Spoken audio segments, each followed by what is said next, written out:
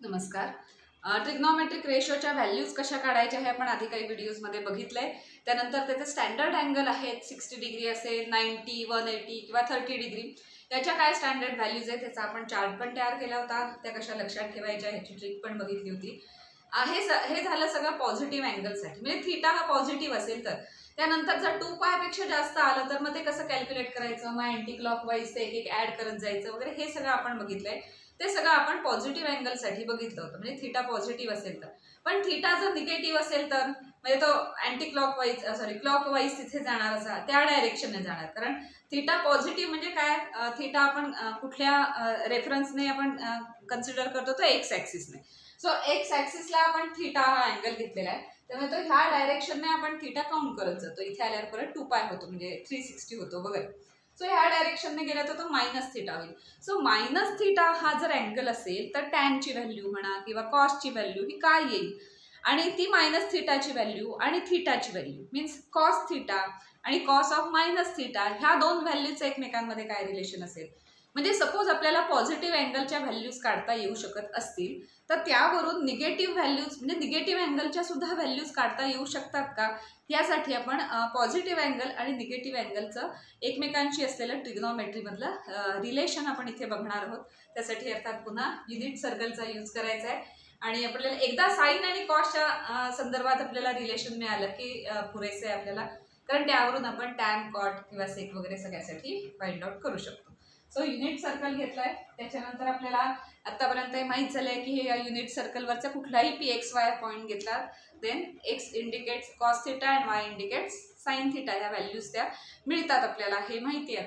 So एखादा PXY point आपण ह्या सर्कलवर घेतला, त्याचा काहीतरी 30, 40, 75 जो काय अँगल असेल, तो एक्स ऍक्सिसची जो काय अँगल इथे फॉर्म होत असेल तो असा एखादा PXY पॉईंट घेतला आणि तो ते आपण जॉईन केला. युनिट सर्कल आहे त्यामुळे इथे 0, 0 आहे हा ओरिजिन. सपोज हा काहीतरी 30, 40 डिग्री वगैरे काहीतरी थीटा असा हा अँगल आहे. हा अँगल पॉझिटिव्ह आहे. युनिट सर्कल आहे 1 आहे, हे असणार आहे 0, 0. त्या पॉईंटला O म्हणून. आता हा थीटा सपोज 40 डिग्री आहे, तर 40 डिग्रीज पण ही डायरेक्शन कोणती, ह्या डायरेक्शन अँटी क्लॉकवाईज डायरेक्शनने गेले की तो पॉझिटिव्ह थीटा आहे. आता आपण निगेटिव्ह थीटासाठी क्लॉकवाईज डायरेक्शनने इथे अशा पद्धतीने येऊया इथे की थीटा हा जो काही असेल तो निगेटिव्ह डायरेक्शन आहे, पण मॅग्निट्यूड तीच ठेवायची. म्हणजे 30 डिग्री असेल तर 30 डिग्री, 40 असेल तर 40 डिग्री, तेवढंच ठेवायचं आहे, फक्त डायरेक्शन त्याची चेंज झाली. सो असं आपण हे जॉईन करूया. सो ह्या डायरेक्शनला आल्यावर त्याला आपण मायनस थीटा असं म्हणणार. सो हे 40 असेल तर हे 40, अर्थात हे मी काही मोजून काढलेलं नाही त्यामुळे थोडंसं त्याच्यात हे असू शकतं. आता हे जर दोन पॉईंट जॉईन केले, सपोज आपण हे थोडं अजून नीट करूया. एक्झॅक्टली थीटा एवढाच आपल्याला घ्यायचा आहे, त्यामुळे साधारण दिसेल असा तरी आपण तो म्हणूया. सो हा थीटा असेल तर हा मायनस थीटा. आता हे जर दोन पॉईंट आपण जॉईन केले, आता ह्या पॉईंटला काहीतरी नाव देऊया आपण, सपोज क्यू ऑफ. आता याचे कोऑर्डिनेट्स काय येणार आहेत ते बघूया. आता इथे आपण हे 90 डिग्री असणार, परपेंडिक्युलर टाकतो वगैरे सगळं माहिती आहे आपल्याला. आता हे परपेंडिक्युलर टाकतो, समज हे डिस्टन्स आहे, सपोज हा R पॉईंट आहे इथे, हा इंटरसेक्शन पॉईंट जो R आहे, तर O to R हे डिस्टन्स किती असतं, एक्स हे डिस्टन्स काय, कारण या डायरेक्शनला एक्स हा पॉझिटिव्ह आहे आणि जसं आपण 0 पासून डिस्टन्स मोजत जातो त्यामुळे हा पॉईंट एक्स असेल तर हा पॉईंट इथे हे आहे. आता इथे 90 डिग्री आहे, इथे 90 डिग्री म्हणजे PQ ही झाली स्ट्रेट लाईन. ही स्ट्रेट लाईन झाली म्हणजे हा स्ट्रेट लाईन इथे हा परपेंडिक्युलर आहे असा स्ट्रेट लाईन, त्यामुळे इथे जो पॉईंट असेल तोच, म्हणजे हे डिस्टन्स सेमच आहे ह्या दोन्ही पॉईंटसाठी, क्यू आणि पी ह्यासाठी OR हे डिस्टन्स दोन्ही सेमच आहे. त्यामुळे हा एक्स पहिला कोऑर्डिनेट, फर्स्ट कोऑर्डिनेट एक्सच येणार, सेमच येणार. कारण आता कोऑर्डिनेट जॉमेट्री माहिती आहे आपल्याला. कोऑर्डिनेट जॉमेट्रीमध्ये काय असतं की ह्या डायरेक्शनला एक्स पॉझिटिव्ह, ह्या डायरेक्शनला एक्स निगेटिव्ह, डाऊनवर्ड डायरेक्शनला वाय निगेटिव्ह आणि इकडे पॉझिटिव्ह वगैरे ते सगळं माहिती. त्यामुळे इथे एक्स आणि वाय हे दोन्ही पॉझिटिव्ह आहेत. आता इथे घेताना हा एक्स चेंज होणार आहे का, नाही, कारण तो एक्स ऍक्सिसवरचा, कारण या पॉईंटवरून इथेच आपण परपेंडिक्युलर ड्रॉ केला. इथे काय पॉईंट आहे, एक्स पॉईंट आहे, मग 0 to x डिस्टन्स किती आलं, एक्स. त्यामुळे क्यूचा पण फर्स्ट कोऑर्डिनेट एक्सच येणार आहे. पण सेकंड कोऑर्डिनेट काय आहे तो बघूया. आता इथे बघितलं तर PR आणि ही RQ ही सेम असणार आहे. आपण थोडंसं इथे लिहून घेऊया की लेंथ ऑफ OP ही किती असणार 1 बिकॉज युनिट सर्कल. त्याच्यानंतर हा थीटा आहे आणि हा मायनस थीटा आहे. सो पॉझिटिव्ह थीटा असताना मीन्स थीटा ग्रेटर दॅन 0 असताना काय काय येणार आहे, X is equal to cos theta असं आपण म्हणतो and Y is equal to sine theta असं आपण म्हणतो. पण आता आपण हे दोन ट्रायंगल आहेत. सो ट्रायंगलच्या प्रॉपर्टीज वगैरे यूज केल्या तर आपल्याला लक्षात येईल की PR and QR magnitude same आहे, म्हणजे लेंथ त्या दोघांची सेम आहे. अल्सो काय PR बरोबर काय असणार आहे QR, त्या दोन्ही साईड सेम आहे. त्यामुळे ह्या पॉईंट पासून ह्या पॉईंटचा डिस्टन्स जर y असेल तर ह्या पॉईंट पासून ह्या पॉईंटचा डिस्टन्स पण किती असायला पाहिजे, yच असायला पाहिजे. म्हणजे मॅग्निट्यूड झालं, डायरेक्शन वेगळी आहे ना, y ची डाऊनवर्ड डायरेक्शन आहे, त्यामुळे yच असेल पण विथ काय असणार आहे negative sign, y with negative sign. So -y हा इथला पॉईंट असणार. फोर्थ क्वाड्रंट मध्ये अशाच टाइपचे पॉइंट्स असतात. फर्स्ट कोऑर्डिनेट त्याचा पॉझिटिव्ह आणि सेकंड असतो निगेटिव्ह, हे आपल्याला माहिती आहे. आता तेच असणार आहे x -y हा इथे कोऑर्डिनेट येणार QXY पॉईंट आहे. आणि इथे पहिला जो होता फर्स्ट क्वाड्रंट मध्ये त्याचा पॉईंट होता P(xy). सो थीटा जर पॉझिटिव्ह डायरेक्शनला दिला तर PXY हा पॉईंट मिळतो आपल्याला. त्याच्यात कॉस थीटा आणि साइन थीटा आहे, पण पॉझिटिव्ह साठी साइन आणि कॉस चेक करतो. मग त्याच वेळेला थीटा डाऊनवर्ड डायरेक्शनने निगेटिव्ह डायरेक्शनने आला म्हणजे फॉर थीटा लेस दॅन 0 म्हणजे निगेटिव्ह डायरेक्शनने म्हणजे क्लॉकवाईज डायरेक्शनने जर घेतला तर आपल्याला पॉईंट मिळतो Q ऑफ x - y. तर हा Q(x - y) ला हा थीटा अँगल इथे फॉर्म होतो एक्स ऍक्सिसची असं आपण म्हटलंय. पण यातला फर्स्ट कोऑर्डिनेट म्हणजे कॉस थीटा असतं आणि सेकंड कोऑर्डिनेट म्हणजे साइन थीटा असतं. Therefore first coordinate x is equal to cos theta, cos of minus theta, कारण थीटा निगेटिव्ह आहे ना, negative direction, minus theta and -y is equal to theta negative घ्यायला हवा sine of minus theta.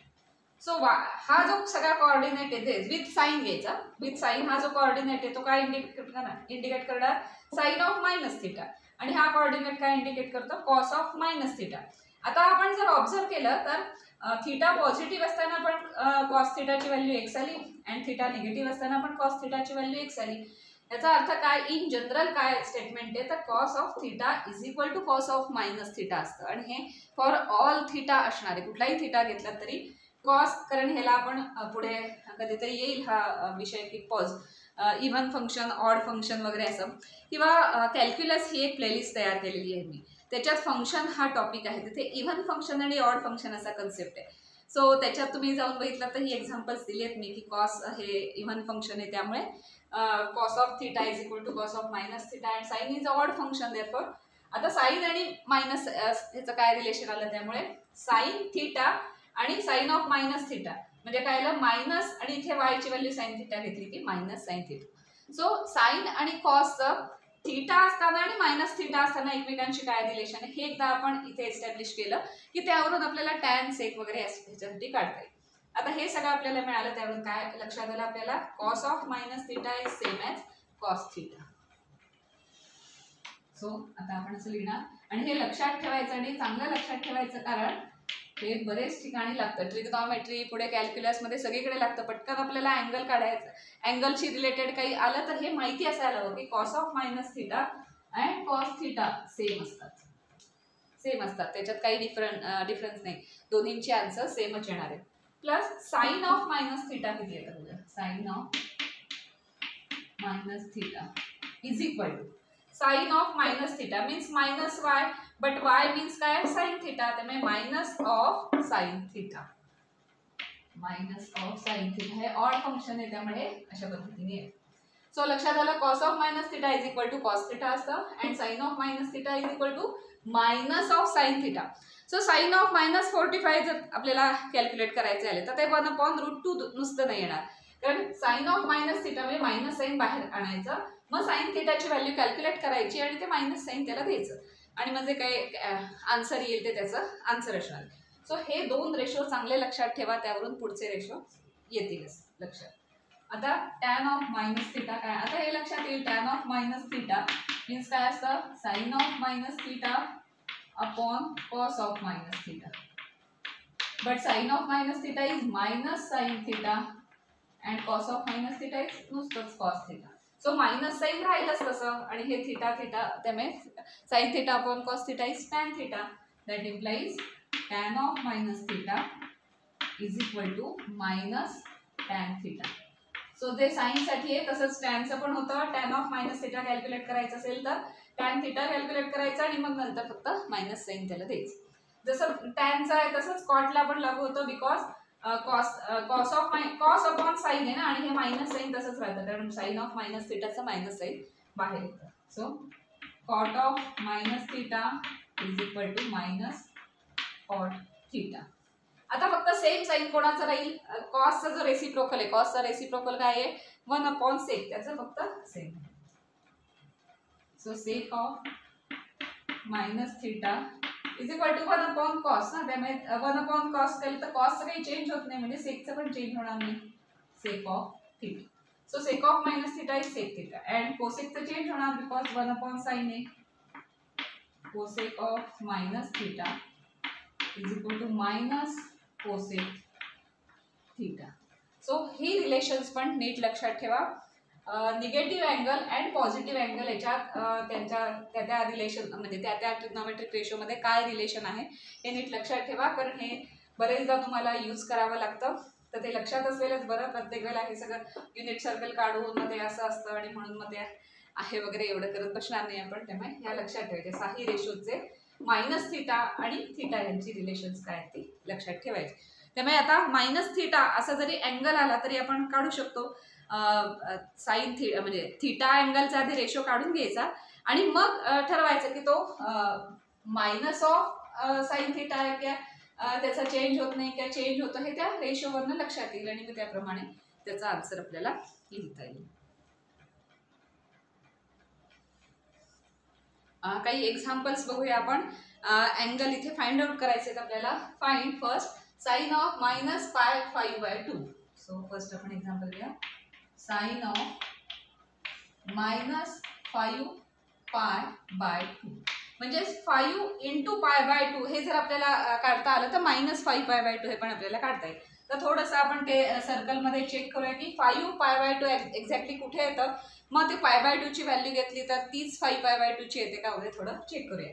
So इथून start झालं की इथे पाय/2 येतं फर्स्ट, मग इथे येतं 180 म्हणजे 2 पाय/2, इथे येतं 3 पाय/2, इथे येतं 4 पाय/2 आणि इथे ह्याच प्लेसला पुन्हा काय येतं 5 पाय/2. सो 5 पाय/2 मीन्स पाय/2 चीच व्हॅल्यू असणार आहे सेम. त्यामुळे 5 पाय/2 साइन पाय/2 किती असणार आहे. साइन पाय/2 इथे किती असतो 1 असतो. सो साइन पाय/2 जर 1 असेल तर 5 इंटू पाय/2 पण किती असणार आहे तिथे 1 असणार आहे, कारण त्याच व्हॅल्यू रिपीट होतात वगैरे हे आपल्याला माहिती आहे. त्यामुळे एक सर्कल कंप्लीट करून आलं की पुन्हा या ठिकाणी आलं तरी व्हॅल्यू तीच असणार आहे जी असेल ती 1 -1 जे काय असेल ते. त्यामुळे ही व्हॅल्यू तीच राहणार आहे +1. पण आता इथे मायनस ऑफ अँगल आहे, मायनस ऑफ थिटा आहे. साइन थिटाची तर व्हॅल्यू माहिती आहे आपल्याला. मायनस ऑफ थिटा असेल तर काय करायचं, काय रिलेशन आहे हे आता आपण बघितलेलं आहे. त्यामुळे आधी आपण इथे लिहून घेऊया. साइन ऑफ मायनस 5 पाय/2 मीन्स काय असतं minus sine theta means minus sine of 5 पाय/2. पण आता 5 पाय/2 ची व्हॅल्यू आपल्याला माहिती आहे ती किती आहे +1 आहे. So that implies minus sine हे बाहेर राहिलं आणि साइन 5 पाय/2 ची व्हॅल्यू आहे +1. सो मायनस ऑफ +1 म्हणजे -1. देअरफॉर ही व्हॅल्यू आपल्याला मिळाली साइन 5 - 5 पाय/2 इज इक्वल टू -1. मायनसची व्हॅल्यू इथे -1 आहे. कधी सिंपल आहे. मेन व्हॅल्यूज माहिती असतील थिटाच्या तर मायनस थिटाच्या व्हॅल्यूज काढता येतात लगेच. Cos of -60. पण कॉसच्या बाबतीत काय, कॉस पॉझिटिव्ह फंक्शन आहे. सो कॉस ऑफ -60 काय किंवा कॉस 60 काय दोन्ही सेमच आहे, which is equal to cos 60. Cos of -60 means cos 60, minus वगैरे येत नाही. पण कॉस 60 ची व्हॅल्यू किती आहे 1/2. सो कॉस ऑफ -60 ची व्हॅल्यू पण किती असणार आहे 1/2 +1/2 येणार. Third example. तर इथे थोडं कॅल्क्युलेशन करायला लागेल. कॉट ऑफ -1 to 1/5 कारण हे 2 पाय 4 पायच्या पुढे जाणार आहे. तर किती पायच्या पुढे जात आहे ते आपण चेक करू, जरा कॅल्क्युलेशन करावं लागेल. पण आता कॉट ऑफ मायनस थिटा असतं ते कसं असतं minus of cot theta. So minus of cot 1 to 1/5 म्हणजे थोडक्यात आता आपल्याला काय करायचं की कॉट ऑफ 1 to 1.5 ची व्हॅल्यू काढायची. जी काही व्हॅल्यू येईल त्या व्हॅल्यूला मायनस साइन दिलं की कॉट ऑफ -1 to 1.5 ची व्हॅल्यू इथे आपल्याला मिळेल. आता ती फक्त व्हॅल्यू आपण इथे काढूया. थोडंसं हे करा की 360 म्हणजे 360 ला 1 सर्कल कंप्लीट होतं, 720 ला 2 टाइम्स कंप्लीट होतं. 1 to 1.5 पर्यंत किती सर्कल्स कंप्लीट होत आहेत आणि त्याच्या पुढे किती अँगल जातं एवढं फक्त आपल्याला चेक करायचं. सो 2 सर्कलला 720 होतं आणि हे 1 to 1.5 म्हणजे खूप फरक आहे, म्हणजे अजून एकदा सर्कल होईल. सो 1080 ला थर्ड सर्कल कंप्लीट होतं. तुम्ही कॅल्क्युलेट करा, 360 into 3 आलं की 1080 येतं का. सो 1080 ला थर्ड सर्कल कंप्लीट होतं. म्हणजे काय की इथून स्टार्ट केलं ते की एकदा 360 अँगलला इथेच त्याच व्हॅल्यूज येणार, पुन्हा 720 अँगलला पुन्हा सेम त्याच व्हॅल्यूज येणार, पुन्हा 1080 ला त्याच व्हॅल्यूज येणार. आता फोर्थ सर्कल कंप्लीट होत नाही, त्याच्या आधीच 1215 येणार आहे, पण म्हणजे किती येणार आहे ते थोडंसं आपण इथे करूया. सो 1080 ला 3 सर्कल्स कंप्लीट होत आहेत, तर 1215 मधून 1080 मायनस करू म्हणजे आपल्याला पुढे किती अँगल इथे जायला लागणार आहे ते लक्षात येईल. So we know that 360 into 3 म्हणजे 2π into 3 6π पर्यंत तर त्या 3 सर्कल्स इथे कंप्लीट झाले, विच इज इक्वल टू 1080. त्यामुळे 1080 ला 3 सर्कल्स कंप्लीट झाली, त्या व्हॅल्यूज रिपीट झाल्या वगैरे ते सगळं आलं कॉटच्या त्यावेळेच्या. आता पुढे काय असणार आहे, आता 1 to 1.5 मधून आपण 1080 मायनस करूया म्हणजे आपल्याला कळेल की 1080 ला इथे 0 ला आलोय आपण. आता पुढे आणखी किती अँगल जाणार आहे हे आपल्याला त्या ह्याच्यातनं कळेल. सो किती येणार आहे ते 5 11 म्हणजे 3 8 135 म्हणजे काय की 1080 नंतर 1080 ला परत 0 ला आलो आपण, या पॉइंटला आलो म्हणजे 0 ला आलो. सो 0 ला आलो, आता पुढे किती जायला लागेल 135. 135 कुठल्या क्वाड्रंट मध्ये येतोय बघूया. इथे इथून इथपर्यंत आलं की 90 डिग्री येतं, 90च्या पुढे 45 गेलं की ह्या थर्ड क्वाड्रंटला 135 होतंय. सो इथे असणार आहे तो 135. सो आता आपल्याला कॉट ऑफ हे नंतर बघूया मायनस वगैरे, आधी आपण कॉट ऑफ 1 to 1.5 ची व्हॅल्यू काढून घेणार. सो कॉट ऑफ 1 to 1.5 ची व्हॅल्यू फाइंड आउट करणं म्हणजेच काय की कॉट ऑफ 135 ही व्हॅल्यू फाइंड आउट करणं आहे. आधी पॉझिटिव्हच्या व्हॅल्यू फाइंड आउट करून घ्यायच्या आणि मग या रिलेशनवरनं ते काय येईल आन्सर ते लिहायचं. So cot of 1 to 1.5 means cot of 135. का ते लक्षात आहे. आता कॉट ऑफ 135 पण डायरेक्ट आपल्याला माहिती नाही, कारण साईनची पण माहिती नाही, कॉस्टची पण माहिती नाही. 135 पुन्हा थोडंसं करायला लागणार आहे की कॉट हे 180 नंतर रिपीट करतात व्हॅल्यू. 180 म्हणजे पाय नंतर एन पाय नंतर त्या सारख्या रिपीट होतात. त्यामुळे 180 मधून किती मायनस केले की आपल्याला 135 मिळतं, तर 45 मायनस केले तर त्यामुळे आपल्याला कॉट 45 ची जी व्हॅल्यू असेल तीच कॉट 135 ला मिळणार आहे. असं ते करत करत ॲक्च्युली जो अँगल दिलाय त्या अँगलची व्हॅल्यू काढायची असते आणि मग काय थिटा मायनस आहे का प्लस आहे त्याच्यावरून ते साईन काय त्याचं ते डिसाईड होणार आहे. सो कसं केलंय हे लक्षात आलंय. आधी तर हे रिलेशन यूज केलं, आता आपण एवढंच करणार की 1 to 1.5 ची व्हॅल्यू आपल्याला काढली की पुरेसं आहे आपल्याला. सो ती काढण्यासाठी आपले किती सर्कल कंप्लीट झाली ते बघितलं. मॅक्झिमम सर्कल पर्यंत जायचं, कारण एकदा ह्या मॅक्झिमम सर्कल कंप्लीट झाली की इथे 0 पॉईंटला आला असं झालं आणि मग पुढे किती अँगल आहे तेवढा फक्त चेक करायचं आणि तेवढ्या अँगलची व्हॅल्यू तिथे फाइंड आउट करायची. सो कॉट ऑफ 135 आपल्याला काढायचं. सो कॉट 1 to 1.5 ही व्हॅल्यू काढणं डिग्रीमध्ये अर्थात मीन्स काय काढणं कॉट ऑफ 135 ही व्हॅल्यू काढण्यासारखं आहे. पण कॉट ऑफ 135 परत 180च्या फॉर्मॅटमध्ये आपल्याला घ्यायला लागेल. So 135 is equal to 180 minus 45. So 135 अँगलची व्हॅल्यू आपल्याला माहिती नाही आहे डायरेक्ट, म्हणून आपण ह्याचा परत आधार घेणार. म्हणजेच 45 ची जी व्हॅल्यू असेल तीच व्हॅल्यू काय असणार आहे 135 ची असणार आहे.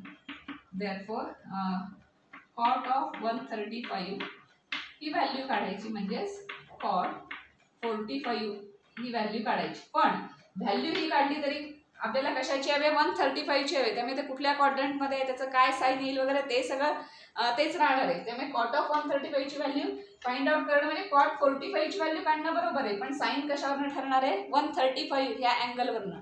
तो कुठल्या क्वाड्रंटमध्ये सेकंड क्वाड्रंटमध्ये. सेकंड क्वाड्रंटमध्ये फक्त साईन पॉझिटिव्ह असतं, कॉस निगेटिव्ह आहे. त्यामुळे सेकंड क्वाड्रंटमध्ये कॉट निगेटिव्ह असतो. त्यामुळे जी काही व्हॅल्यू येईल ती निगेटिव्ह असणार आहे. पण कॉट ऑफ 45 ची व्हॅल्यू आपल्याला माहिती आहे. कॉस 45 आपण साईन 45 ना ती 1/√2/1/√2.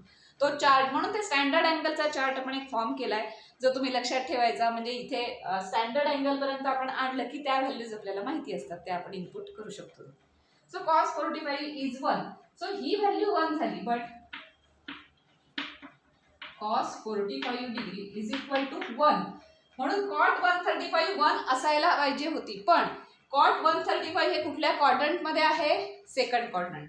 But cos 45 is 1. ठीक आहे, बट 135 डिग्री हा जो काही थीटा आहे हा कुठल्या क्वाड्रंट मध्ये? In second quadrant. हा सेकंड क्वाड्रंट मध्ये, आणि सेकंड क्वाड्रंट मध्ये कॉट निगेटिव्ह असतो. And in second quadrant cot is negative. त्यामुळे जी काही व्हॅल्यू असेल तिला निगेटिव्ह साईन द्यावं लागेल. Therefore cot of 135 is equal to cot 45 सारखी व्हॅल्यू तर काढली, पण ती फर्स्ट क्वाड्रंट मध्ये 45 असताना ती +1 असते. ती 135 सेकंड क्वाड्रंट मध्ये गेल्यावर ती होते -1. त्यामुळे कॉट 135 ची व्हॅल्यू मिळाली -1. बट कॉट 135 मीन्स काय? 1 to 1.5. त्या दोन्ही व्हॅल्यू सेम आहेत. त्यामुळे काय मिळालं? That implies cot of 1 to 1.5 also -1. पण आपल्याला हे विचारलंय का? कॉट ऑफ 1 to 1.5 विचारलंय का? नाही. Cot of -1 to 1.5. सो आपण आता इकडे येऊया. Cot of -1 to 1.5 is equal to minus of cot 1 to 1.5. याची व्हॅल्यू आपल्याला मिळाले, त्याला मायनस साईनने मल्टिप्लाय केल्यावर आपल्याला या टर्मची व्हॅल्यू मिळेल. सो फायनल व्हॅल्यू आपल्याला काय मिळाली?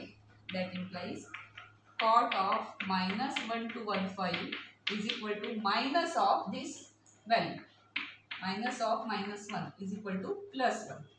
सो कॉट ऑफ -1 to 1.5 आपल्याला मिळाली किती? तर +1 डिग्रीमध्ये आहे. सो +1 ही आपल्याला व्हॅल्यू मिळाली. तर अशा पद्धतीने जर निगेटिव्ह अँगल, निगेटिव्ह थीटा असेल तरी सुद्धा आपण व्हॅल्यूज काढू शकतो. त्यासाठी पॉझिटिव्ह थीटाच्या व्हॅल्यूज आपल्याला माहिती असतात, त्या कशा काढायच्या हे आपल्याला माहिती आहे, त्याचा आधार घ्यायचा आणि निगेटिव्ह थीटाच्या पण व्हॅल्यूज आपण फाइंड आउट करू शकतो. इथे तर अगदी सिंपल होतं, कारण ते XY ॲक्सिस वरच आले की तर स्टँडर्ड व्हॅल्यू होती, त्यामुळे ती पण अगदी सिंपल होती. ही व्हॅल्यू सुद्धा तशी कठीण नाही आहे, लक्षात घ्या. फक्त पहिलं जे रिलेशन आहे ते एकदा लिहून घ्या.